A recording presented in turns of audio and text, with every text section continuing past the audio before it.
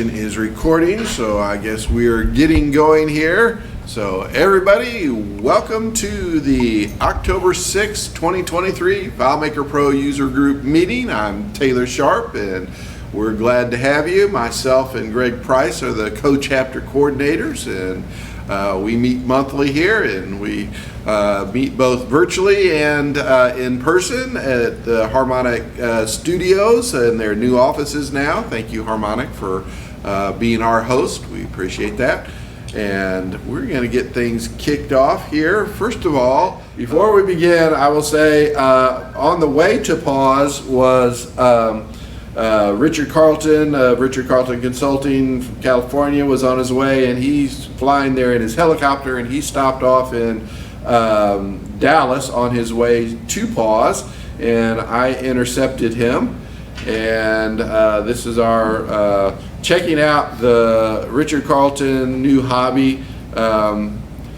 So I guess owners of big platinum companies get to do fancy things. Steve, where's your helicopter? It's on the roof. Anyway, this is one of my employees mentioned the private jet I didn't know I had. Yeah. That's awesome. That's cool. So here we were. Well, I'll see if it plays, but anyway. Okay, here we go. Get us all organized here. Yeah, we're looking good. We're ready. So that was us getting ready to take off, and then we went and flew around Lake Ray Hubbard, and it was certainly different and interesting. So I'd been in helicopters with the government before, but when you're flying with the government, they're telling you where to go, and you don't get to choose things. The nice thing about this was I want to go see this, and he'd fly over there. The favorite part was flying over Mike Strange's house and turning on FaceTime and say, "Mike, we're over, where are you?" And then he was off at some other client at the time, so he wasn't even home when we FaceTime him. Saying we're gonna go over a brief history of FileMaker. So what is FileMaker? If you don't know what FileMaker is, you're in the wrong room. But FileMaker is a graphical user interface with schema, business automation, and security all wrapped into one platform, framework, whatever you want to call it, innovation workforce platform, or one of the many names that we can't seem to figure out what it is, but it wraps all those things together. And so since we're in a user group for it, you should already know that. But let's talk about the beginnings. The beginnings happened back when I was in high school up in Massachusetts, actually Lowell, Massachusetts, which is next to Concord, Massachusetts. You might have heard of that. It's some of our history, early country getting going. There's a lot of stuff going on up there. So there were some Wang employees that were wanting to do something different. If you remember Wang in the time, they were basically controlled the word processing market. So they were kings of word processing, and they were Chinese. And these four guys were Caucasian Americans. And apparently if you wanted to move beyond team level in Wang and you weren't Chinese, the odds of moving up weren't very great. But they had some wonderful ideas, and they finally got tired of the Chinese ceiling they had there, and so they wanted to jump out and try something on their own. The founders were Spec Bowers, Alan Albert, Dan Chadwick, and Jaga Arugula Pazma. I can't say it, but anyway, I wish I knew how to do it. Sorry, Jaga or Yaga or however you pronounce it. But those were the founders that kicked things off in the early 1980s, and they literally, if you look over on the right, it's a picture from the dancingdata.com. That's the picture of where, on the right over there, is where they actually made version 1 of FileMaker, which wasn't called FileMaker back then, but that is the actual place right by the railroad tracks there. You can actually find it on Google. It is still there if you go look it up. So here are the original specs of FileMaker, and I will say specs because of the name. One of the founders, Spec, as in Spec Bowers right here, was the one that came up with these original specifications of what he wanted FileMaker to be.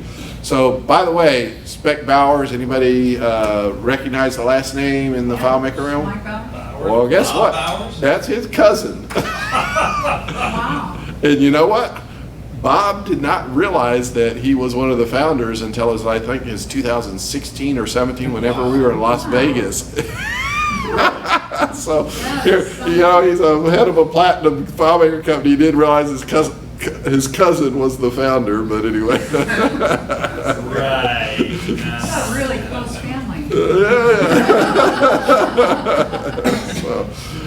So anyway, but as you can see here, fields are variable linked. You can enter as much data as you want. Every word is indexed, which can be a blessing and a curse. You can add fields at any time or delete them on the fly. You can display your own data. The user interface would be menu driven. Of course, you got to remember the competition at this time was DBase, DBase 3, DBase 4, command line driven.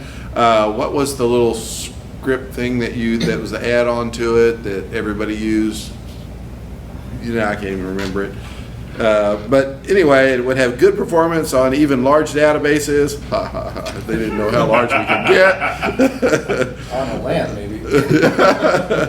And initially, it would support data, number, text calculation. I will remind you, there was no networking back then, True. so that wasn't really even an issue. So, so anyway, those are the original specs in the early 1980s that came up with things, and so.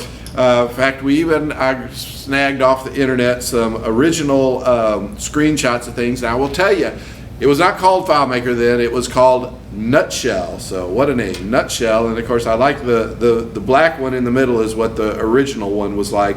And I like how they had the filing cabinet over there and everything. So anyway, these are some flashbacks to the old black and white days, thinking of Macs and Mac Pluses and Mac Classics and all those wonderful things. So anyway, and of course the Yeah. I think I used. Lower right, I'm sure. Lower right. I think I used that lower right. Yeah. Lower right, Left-hand lower status right. bar. Yeah. So anyway, obviously big time How do we know flashback. the password that you can see?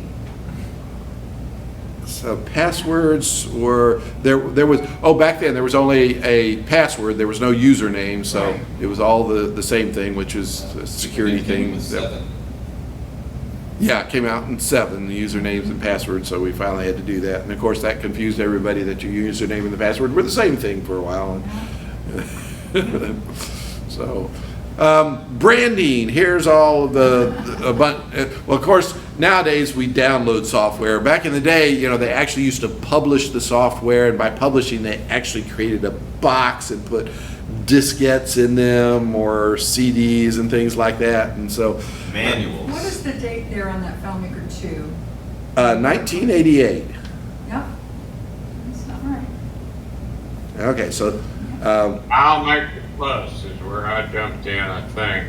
yeah, FileMaker Plus. That was where I jumped in, Ray, too. I was at the University of Texas, going to college there, and we would do our lab data, and they had played with some other spreadsheet. This was even before they had Excel, and they didn't like that, and the professor gave me and a couple of the lab rats this software. He said, they give us this educational thing for, try it out and see if you can put your lab data in it. So it was, all we were doing is creating columns. Seemed like there was one other name Yes, for it was called, there was a FileMaker Roman numeral 4 that was either before or after Neshoba. Okay, we'll get to all of that shortly here, but yes, there is a whole thing to that. But anyway, these are all the old box plug covers and stuff, and I will thank Jamie Key, who's actually saved most of these in a little database I have out there that he puts them all on. Actually, here we go. So this little database that Jamie had put all these things together, including old manuals and That is so cool. the boxes, the side of it, the front of it, the So I can throw my books away? bottom. Yeah.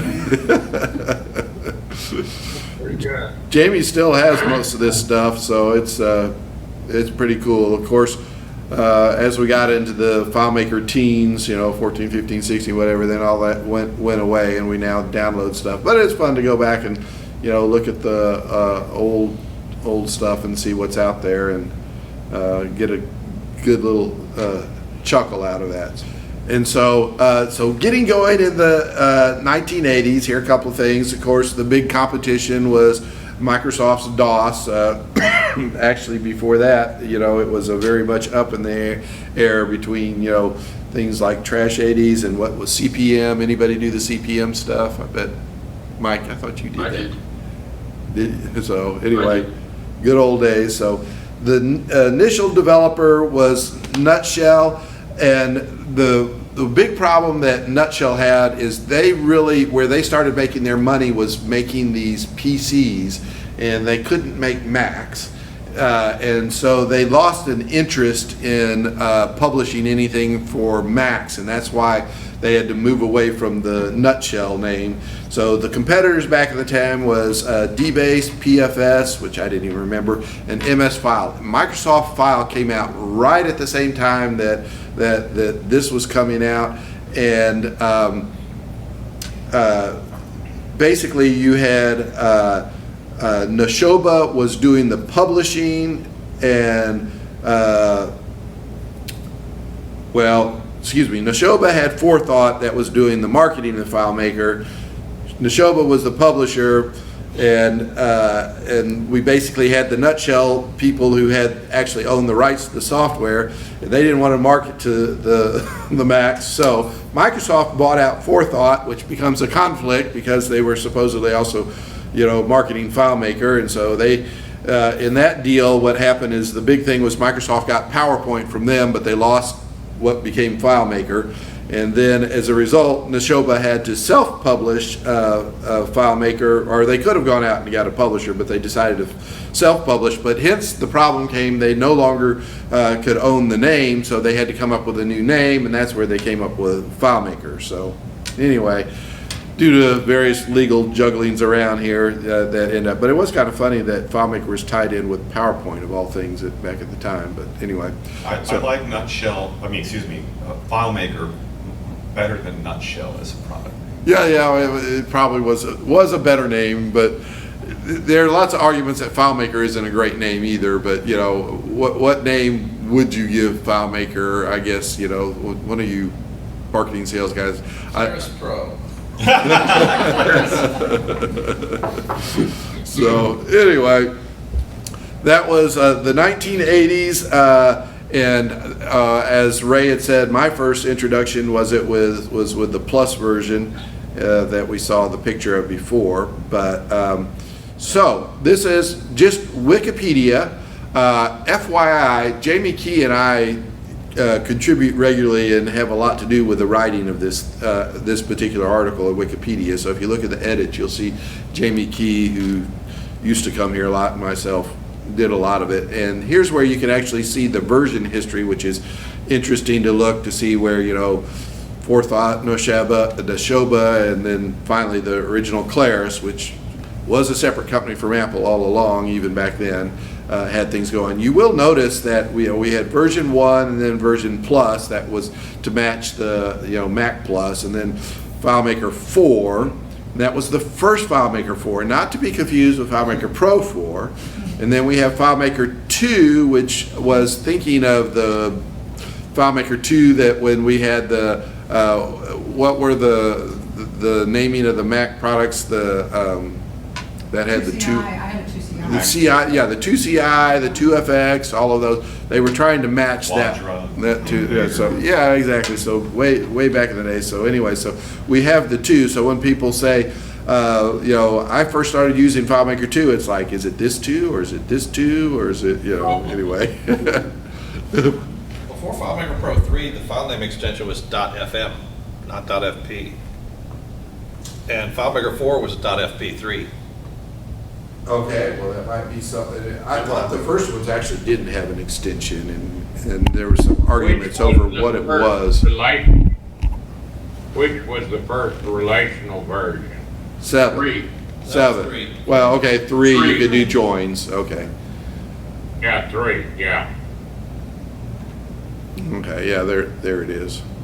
But you had the architecture. I think nobody really used it much that I knew of until 7, and that was when life changed. But Until that point, I just used lookups, and my excuse was, who needs anything more than a lookup? Of course. I worked with a company that had a solution, that had Exactly. copies of the solution, and it was like 8 files, and they were all interrelated. This is before FileMaker 7. And it was, each file, each table was a file. Yep, yep. And That's how you did it back then. they were all interrelated, and I think we had 7 servers, and they were at 98% capacity. We had like 150 FileMaker files. Yeah, there we go. Yeah, Paul, for those who couldn't hear, Paul was running one of the old systems with a whole bunch of them. That was back when every file was one table, and so that was a real limiting factor or challenging factor at the time. So fortunately we... Kurt Bowman was teaching FileMaker 3, and I couldn't afford the class, but he told me if I'd come and do the handouts, I could sit in, and that's the way I got into FileMaker 3. Good. Well, Kirk was quite the guy back in the days, doing all of that, getting things going. That's where I learned a bunch of stuff too. So anyway, so if you're curious, there's a lot of history on it, and they keep track with what some of the major changes are in there in Wikipedia. And I think we need Paul to go in and update any of the corrections that Jamie and I have wrong. So 4.1 was introduced to ODBC. was that when it came out? Yeah, that's when it was first an ODBC. I want to say ODBC Client. So ODBC and SQL were kind of sneaking in then, so those are big things. So, okay, so getting back here, so we're looking back in the 90s, which we'd kind of talked about just a minute ago. Claris had bought out FileMaker, and now Claris is owned by Apple, but it's its own standalone company, and Claris began doing all these other software projects. So FileMaker was just one of the little things within Claris, but it happened to really be the one software tool that really took off. My favorite was that it totally squashed Microsoft File from the 80s at the time, and I realized Claris wished they had probably gotten a hold of it, Microsoft had gotten a hold of FileMaker, but they didn't. So early 1990s is also when Claris first began working on Windows, and that was a big change in the marketing of things, and basically brought it into a lot more of the business realm. TCP/IP networking was a big deal at the time, and of course peer-to-peer sharing, yuck, but anyway, it was around then. In the 1990s, plugins were introduced, so that was opening the architecture up to let other people to program things in various programming languages and be able to add features on it. Added features increased some instability sometimes too, but it was certainly opened a lot of things up. Until the 1990s, we finally got server and developer versions. Developer, it wasn't called advanced then, it was called developer back in the 90s. It wasn't until the next decade that we got advanced versions, and then finally FileMaker spun off on its own. FileMaker Inc. did its first publication at the very end of the 1990s, and that... Taylor? Yes, sir. Taylor, Dennis. when they changed the name to FileMaker, they got rid of all the other Claris products except for one that they kept, and that was Claris Homepage. Yeah. I don't know if you remember that. That's right. That was for making web pages, yes. And I used it. Pages, I but used it for Claris Australia. Emailer went to Microsoft, and it became Outlook for the Mac. And Claris Organizer went to 3Com, and it became Palm Desktop. Interesting. I think there was also another one for Claris Charts, but I don't remember where that one went. There was a Claris Works too, and Yeah, I think that Claris became Works. Apple Works. There we go. There's some interesting stuff. I haven't heard of it. I was working in tech support when that happened. FileMaker tech support. I love Yeah. Claris homepage. It's a great app. I still want it back. Yeah. Right, and that was also back in the time where if you wanted to phone sales, it was 1-800-3-CLARIS. If you wanted to phone tech support, it was 1-800-7-CLARIS. guess what are the phone numbers for the help and tech support right now on Claris? It's the same thing. They haven't changed it. So just remember 3 and 7 and then Claris. And then, They never got rid of Claris.com either. yeah. So fortunately they didn't. But anyway. Also in the 90s, they had the FileMaker Business Alliance. Right. Yes. Obviously, Yep, the FBA. that's when that was born. Okay, what was it? It was called First it was something CSA, before. it was the Claris Solutions Alliance. Yeah, Claris Solutions Alliance. There we go. That's right. $250 a year, and you had to submit a solution. You had to submit a file for their review to be approved to join. Okay, so you couldn't just join to sell. Yeah. You actually had to submit. You had to approval. actually submit Claris something. Solution. Claris Solutions Alliance, Alliance. and the file that I submitted was one I called One Potato 2. It was a database that I built for my stepson who has PKU and has to measure the phenylalanine in everything that he eats every day. Okay. So it's not like you can't just look at a nutrition label kind of thing. It's all got to be in a database. So yeah. Great. So they Okay. bought into it. Yeah, okay. Okay, so let's see. Moving into the 1990s, we finally got Mac OS X support and got rid of the old Mac OSs from the 90s. We finally got server version 5.5, which among other things had Red Hat Linux. It didn't last very long, but it was there for a version, and it of course reared its head later on. And then really the big change that happened was FileMaker 7, which I think was a 2004 or something like that. But truly relational with a relationship graph and all, it changed the world. The security moved into the username and password and worked with modern security architectures, and it really changed the world then. I will say it took me really until version 8 to really fully understand or comprehend, the advancements that had come then, but it certainly changed things around. Real quick, how many people were around when doing things in FileMaker 7? Were you guys around then? Okay, there we go. So we have a bunch of you.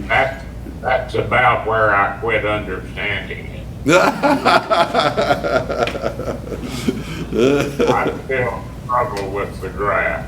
Okay. We'll have to work on that, Ray. But I can always call too. There you go.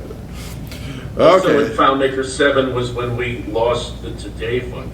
Yeah. Went to get current date. So the today, and that actually messed up a bunch of scripts. You had to go through and change all of those. Yeah. Yep. And of course, in the 2000s, we finally got FileMaker Pro Advanced. So developers had a slightly different version that had the data viewer and debugger, and a few other things. Could make custom functions and stuff like that, and whereas the regular ones couldn't.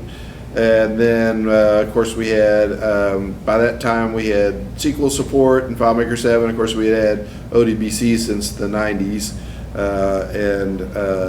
Those were getting a little taste of SQL on the side with FileMaker. Then, of course, FileMaker Mobile came out. Who tried FileMaker Mobile? No, we used it at work. Okay, I tried it. It was... Synced up with Palm Pilot. Yeah. Yeah, it was tantalizing to try and test out, but it wasn't very practical. So, and then, You had to use a plugin that was called the Companion. yes. And you had to wait till you got back to the office to sync it. So, anyway, but FileMaker Go came out the end of the 2000s and 2010, and that things got more practical then. I will also notice the history of FileMaker significantly changed when the status bar moved in version 10 to the top from the left-hand side. So anyway, major change. Paul? Tim, I'm surprised you haven't mentioned FileMaker's instant web publishing and custom web publishing.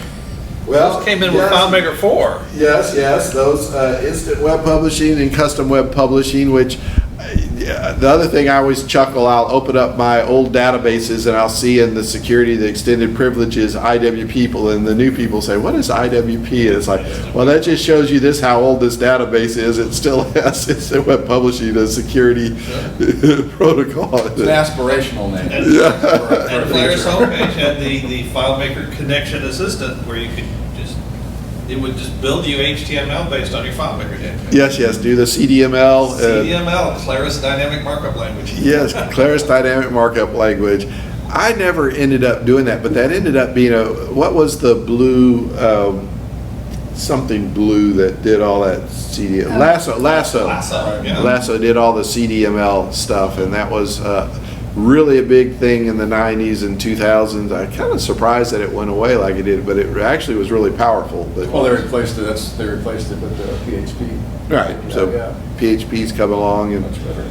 so, but anyway, it was some big power originally on it. It wasn't something that I did anything on, but it was progressive at the time. So 2010s, we finally got out into FileMaker Go, as we had mentioned before, was taking off with the iPhones and iPads. Anybody remember those first ones when you paid $20 and $40 for them? They finally made them free. Good for user adoption. Yeah, so anyway, that was a pain in the butt, of course. Probably to me, one of the biggest things is FileMaker Server started looking at being on the Linux side of things. Now, granted, their first stab at it, well, this was really their second stab at it, but it was on CentOS, and then also Docker. I don't know if you guys ever work with Docker to be able to spin up quick things and then spin them down. It's in combination with AWS, it's a great way to have temporary quick solutions that then go away. So anyway, then of course marketing came in. We've got workplace innovation platform, which eventually went away. What are we now? Low code. There we go. Okay. I can't even remember what we are because we keep changing it. But we all finally got off 32-bit versions and all went 64-bit versions, which of course meant FileMaker didn't play with 32-bit versions of Outlook, and everybody griped at us about that. WebDirect came in, which was a vast improvement over Instant Web Publishing. It finally made things really look like a FileMaker layout. Tooltips, button bars, signature capture on the iOS stuff came out, and then of course we got FileMaker Cloud and AWS in 2016. The two big functions for me for this big decade were insert from URL, because I could finally make the curl calls without using base elements or monkey bread software, and the while function let me do recursive looping within a calculation in FileMaker without having to do a custom function recursive whatever, which I never was comfortable with making the custom function recursive feature. Who did custom recursive features and custom functions? Were you good at that? Reasonably. I was never going to get wild to I it. should have phoned Paul to help me out, because every time I had to look it up and futz through it. So I actually have found while to be a little bit easier to understand. I like I think because the parameters that are required are named, explaining it, whereas a recursive function is just something you build on your own. It's like starting with a blank page. So yeah. So now even when I do custom functions that are recursive, I do whiles in them. I don't. So the irony of using the while inside the old recursive custom function. But anyway, here are the old file formats we were talking about. .fm. .fm. I still think back then that they just didn't have extensions, but maybe it was .fm. So. FP3, FP5, FP7 lasted a long time, from 7 to 12, and then 12 on we've stuck with this format, which I guess has apparently been a very solid format. And I will say, by sticking with it for a long time, every time they change formats it is a real pain in doing all the conversions, so I like sticking to a format. It keeps it good and easy. I will say this is in comparison to, for example, if you look at other big database engines like Microsoft SQL Server or Oracle, they actually, you don't have to worry about that because they actually work in their own partition. They're not in the same partition that your operating system, everything else is. And so among other things, it protects it from things like virus scans or other things you don't want touching your live database stuff. But on the converse side, it's a whole lot more complicated to tell people to set up a FileMaker server if you have to, partition drives, and you have to know when to increase them and stuff like that. So obviously we went with the ease of use FileMaker doing a regular application thing. But it's interesting when some people talk about, well, we want to make, the virus thing is, they have the corporate policy. We have to scan everything. And I say, do you scan your Oracle databases? Well, no. Okay. Why are you scanning these? You know, and you know, so getting them to think about why you don't do it on your big databases, and then you want to try to force FileMaker to do it. You know, I'm sure none of you guys have had to fight the corporate enterprise, the anti-FileMaker stuff. So, but. Okay, how many of you been to a developer conference? We had a bunch of people out there, so been to developer conference. First one was supposedly in Santa Clara, was real small, and I never knew anybody who went to that one. But they took off basically in 1996. I don't know when the Santa Clara one was, it 95 or 94 or something like that. But anyway, they've been doing developer conference since then. Most of them were originally around 900 to 1,000 people, and slowly they started growing and got up to, in the mid 2010s, they were about 1,500 people in it, which is kind of what the last one, I know they're saying 1,200, but I had heard 1,500. But anyway, those all kind of came to an end after, I guess, Orlando. Then we had the virtual Engage, which brave attempt, but in my opinion was a total failure. But it just, anyway, they didn't have many other options, so I'm glad you did it. I'm just disappointed that we're now doing an Engage this coming February. Oh, it says 2023 here. It's actually 2024. So I still think we should have jumped back on it, and I'm not sure why we didn't get going earlier. I think we certainly could have, but for what they charge for these conferences, I know they're talking about worried about losing money. I don't see how they lose money on it, but anyway, sure seems like a profit center to me, but whatever. I'm obviously not running Claris, and they don't ask me about conferences, but I will tell you, I think it's very important to the platform to have a very big, valid, conference that people come to and network and see that people are doing things, and it is important, and I'm glad we're finally getting back to it. I still think that this one is at least a day short, if not more, and they need to certainly scale up in 2025, hopefully. My opinion, but such is life. Okay, here's some of my info sources where I grab things from, and so that's out there, and I'm gonna open it back up to any comments or questions about FileMaker history. Paul. So I started working with FileMaker in 1998. I got hired to work in FileMaker tech support. Oh, okay, that's right. And remember, Paul was actually working with it. At the time, FileMaker was outsourcing their tech support to a company called Stream, and they had a call center over in Carrollton. And so that's where I worked, and it was a team of about a dozen people. And if we had a problem, we would elevate that issue up to the real tech support team in Santa Clara. In 1999, I got to be one of the first people from the Dallas team to go to DevCon, which was in San Diego that year. Also in 1999, FileMaker 5 came out near the end of the year, and of course we all remember 1999, and everybody was worried about Y2K compliance. Yes. And so we got many, many questions about, is FileMaker 5 Y2K compliant? And yes, it was, because that's when they first started enforcing 4-digit years on date fields. And they made some assumptions about, when you're importing 2-digit year dates, what it would do with that. But basically it was, if it's the first 10 years of the century, it's going to assume it's 19, or it's going to assume it's 20, and if it's the last 10 years of the century, it's going to assume it's 19. But also at that time, when FileMaker 5 came out, they moved where the installation code was in the package, because of course, as you mentioned, it was a box with a disk in it and a whole bunch of paperwork. And prior to 5, the install code was always on a sticker right there on the disk. And so you just copy it off the disk or take the sticker off the disk and put it in, and there you've got your install code. In FileMaker 5, they moved it. It was no longer a sticker on the, and we got thousands of calls in tech support going, I can't find the installation code. And where it was there was a piece of paper in the box, and in 11 different languages it said, attention, your installation code is on the back of this piece of paper. One of my coworkers in tech support would just say, when he got one of these calls, he would say, all right, let's look at the box. He says, all right, have you got the user manual there? Yes. All right, great, set that aside. Have you got the, and it would just go through every single piece of paper in the box that wasn't it, and say, have you got this? Yes? Okay, great, set that aside. And it would just go through it, and finally says, okay, what have you got left? One time I had a guy call me up and says, I can't find the installation code. Okay, have you got the box? He says, yeah. You got everything that's in the box? Yeah.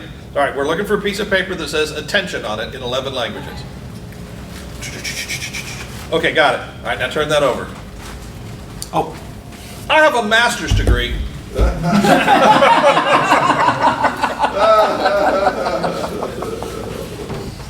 Wow. Of course, now we've gone to certificate files, which is interesting too, but yeah. Is that when they decided to hire Heather Winkle for UX? Maybe. Right. Yeah. That was one of the best things they did in Yes. her working on themes and improving that. I was really disappointed when she left. Yeah. She made some awesome changes about the user interface and it really kind of died when she left. The changes didn't keep coming, and I was very impressed with her. Yes. So of course we got the product development team now, Robert Halsey and why can't I think his name? Who's the head of product development? Rick Kaufman. Sorry, Rick, couldn't remember your name. Coleman, yeah. Coleman, yeah. So anyway, those are kind of the big tech guys now, and a few others. But Steve, any words of wisdom from the back? I don't know about wisdom, but in the early conferences, in order to be a partner, so partner back in the day is kind of what Platinum is now, right? They had a select number of folks that they let into some secret handshake circle. You know, I wanted to be in that circle. So you had to be invited. It wasn't. You had to be invited. You had to let them do code review, but you also had to pass a test. And they did the test once a year at the conferences. Yes. So the first time I took this test was in 1999 in San Diego. Yeah. Maybe just memory, but I gotta say that test was harder than any of the tests that I have since taken. I agree. It was nasty, and you got one chance, and you had to wait a year.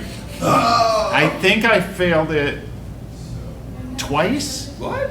Before I passed it. Yeah. And then they hired us to write their sales. The FileMaker hired us to write their Salesforce automation system. So you know, it all worked out okay.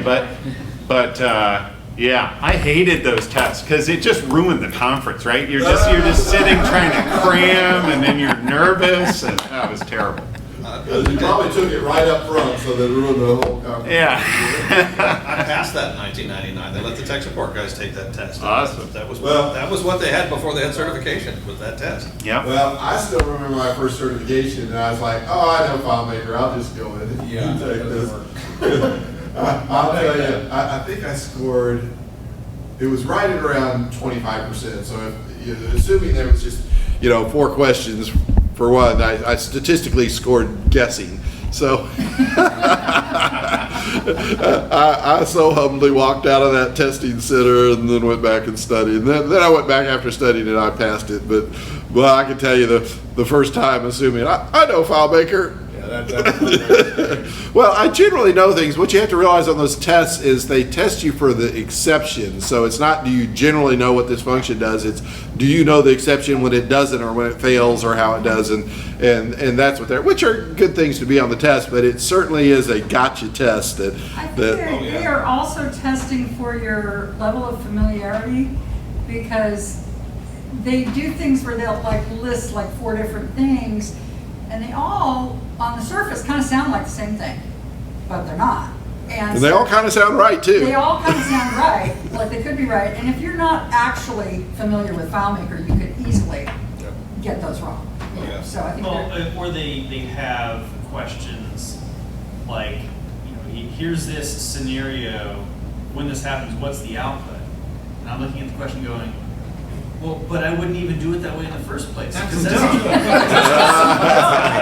I don't know what that I don't like that function. Exactly. I was like, because you would never actually do it that way. So, There also used to be a lot of history questions on there. Which version of FileMaker introduced next? Oh, you know, yeah. it's like, why do I care? Like, Yeah. Well, for support people, that mattered more than, like a developer. But yeah, for support people, versioning mattered. But So that's where I think a question about while I would do much better on than a question about a recursive function, which I would always get stumped because I was never clear on where do I put like the test for the stop point, like before my calc or after my calc, and sometimes it's before and sometimes it's after, and the problem is if you figure out the timing of the test, you get 2 minutes per question. And I would come to that question always like, I'll come back to it after I've done all the others because it will take me 5 or 10 minutes to do, and I need to get others done. So that was the one that I always needed the whiteboard for.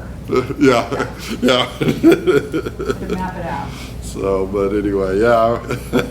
And of course, now FYI, if you're wanting any of the regular certifications that they've done until they've gone to this online digital thing like that, it ends at the end of this year. So if you want to get the last of the regular FileMaker 19 certification, they're doing the last of those at Pearson VUE this calendar year, and then all the others will be done the new way. So And that never expires. Legacy, old school. Never expires. That's where they're going to give us some kind of OG badge. They're gonna give us one. Certification. That's not what they said when I took They it. give you not when you a take it. FileMaker Claris colored blazer jacket. There we go. Yeah. Well, so I have a question for you, Taylor. Maybe you know the answer to this. The difference between the old school FileMaker 19 test versus all these new certifications. Anthony has passed all the new certifications. Yes. He never would have taken the old school test. There's a difference, right? Okay. yeah, it's clearly significantly easier. But yeah, I've heard that, but But you don't get like yes, you get something. There's a logo for if you pass that, but it doesn't look as nice as those little medals. You know? well, I like getting the thing in the mail, whatever. But anyway, it's all old school. Things are changing, so Now, which version was it, 17 or 18, where they got rid of the stupid idea of having FileMaker Pro and FileMaker Pro Advanced as two separate applications that you had to have installed separately, and you couldn't debug or do any really developer stuff in FileMaker Pro. You only could do that in FileMaker Pro Advanced. And you're like, I It don't had have to that be at installed. least as early as 17. yeah, it was. Because I started It in was- 16, and it was still two separate applications. Yeah. It might have been 17. And it was, it was a cost difference. Oh, yeah, it's $500. Twice the price. Yeah. Yeah. I want to say what they really did was get rid of the old FileMaker Pro and sold everybody FileMaker Advanced. They just Yeah. didn't call it advanced So anymore. one And the- charged them for FileMaker Advanced. One of the great advantages of the Claris Solutions Alliance back in like 2003 was that, no, I'm sorry, 93. That's what I say, wrong date. 93 was that for that $250 a year, you got all their software. So, the Claris works and I joined it for FileMaker, but then I got all this other stuff with it. And that was the cheapest software investment. Every year I just spent $250. There you go. I didn't have to buy anything new, and I always had the current stuff. So it was worth it just for that. There was a lot more benefit to it, but. Of course, nowadays, now that you work for Harmonic, they won't let you be a partner anymore. Isn't that silly? No, actually, they wouldn't let me be a member. They wouldn't let me be a member anymore. Right. Yeah. Yeah. I Not a partner, but I couldn't. whatever you call it, I yeah. couldn't even be a member of that group. yeah. They still took my money. Yeah, they don't have a problem taking the When money. did the run times, when did that stop? Oh, well, they deprecated it like in 17 or Right. 18, but it only just, like, I think 20.1 is where it just finally went away. That it won't work anymore. So, it worked until very recently, so, but there's some unhappy SBA people out there on Many, it. many, but- many years of warnings, I remember. Oh, yeah. Oh, they've been warning Not forever ready to pull on the it. plug yet, not ready to pull the plug yet. The biggest controversy around runtimes was when they went from 3.0 to 4.0, runtimes were no longer supporting networks. The runtimes in FileMaker Pro 3 would support Oh, a network. you could network. They could open a hosted file A from peer-to-peer? FileMaker server. No, Yeah. from FileMaker server, you could host a file FileMaker, and the runtimes could open it.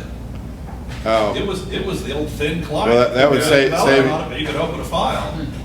And so they took that, and so they had people not buying FileMaker Pro clients. well, of course, yeah, that was They bad. just That- open it up on a Bad runtime. marketing. And so in FileMaker 4, they took that away.